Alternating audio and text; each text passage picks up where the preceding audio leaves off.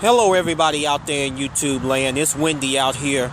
But anyway, I want to talk about a subject topic that was insisted upon me to do. And it was insisted upon me to do by a particular person because she wanted to hear what I had to say. And this is one of the subject topics that I love and enjoy talking about whenever anyone brings it up. And it aligns with forgiving and forgiveness. And I want to name this subject topic, pay attention whenever a person apologizes to you.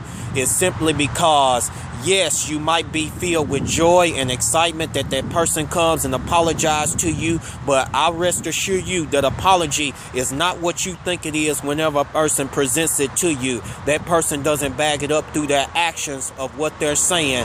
Now, I'm not saying that you should do this, but it's just a form of suggestion. If a person comes back into their old ways of treating you wrong and misdoing you and then causing a lot of injustices in your life that brings a lot of stress, then you need to put your foot down and tell that person, hey, the buck stops here. You can't continue going on doing what you have done in the past time. You can't continue mistreating. You can't continue abusing. You can't continue getting away with it.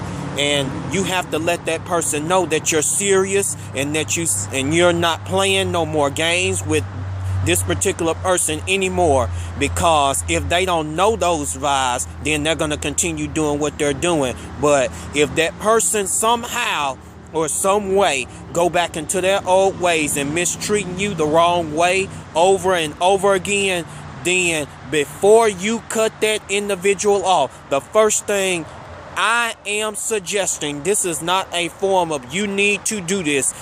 This is the first thing that I would suggest you do, is first check yourself and see, okay, did you do anything wrong? Don't point about that person doing anything wrong, but see what you have done wrong towards that person to cause that person to go into their old ways of how they're treating you.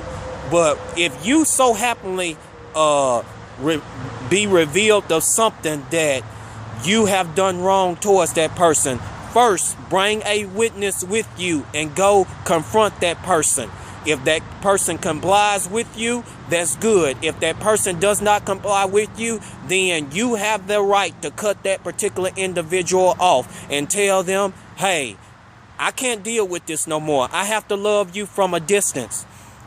Now, in another situation, if you can't find anything after checking yourself real thoroughly and closely, ain't got no revelation, and you still are humble enough, you want to see what you did wrong and want to hear that other person's opinion about, okay, what did I do wrong for you to be caused to go into your old ways? So whenever you go and confront that person, it's important to bring a witness with you, because if they comply with you, that's good. If they don't comply with you, then you have the right to cut them off. Now, the whole ordeal with a witness. The reason why I say bring another person in there, because they need to hear everything what that person has said. Because the person that you have confronted, there's a 80% chance that person will go behind closed doors to other people and say, twistful things, trying to twist the whole story around. But if you have some outsider that comes to you and saying something about, well, the person said you did this, you did that and everything, and they continue on, then you have that witness to back you up saying, okay, this person tried to get it right, but that person just refused to comply with them. This is why it's so important to bring a witness, because people will twist crap up like it ain't nothing. And I want to bring up, before I close this video, I want to bring up my overall point. Why do you need to check yourself? Because the reason why is because we need to humble most of the times ourselves and see what we did wrong. In most situations, it could be us after that person has went into their old ways of doing things. I know that might be hard, and that might be not, what's the word I'm looking for?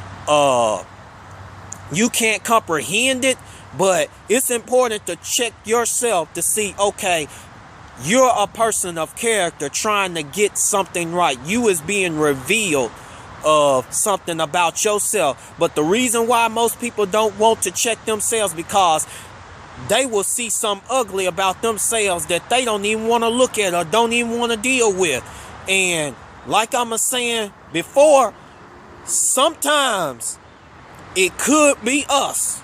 Sometimes, I'm not saying in all situations, but most of the time, it could be us.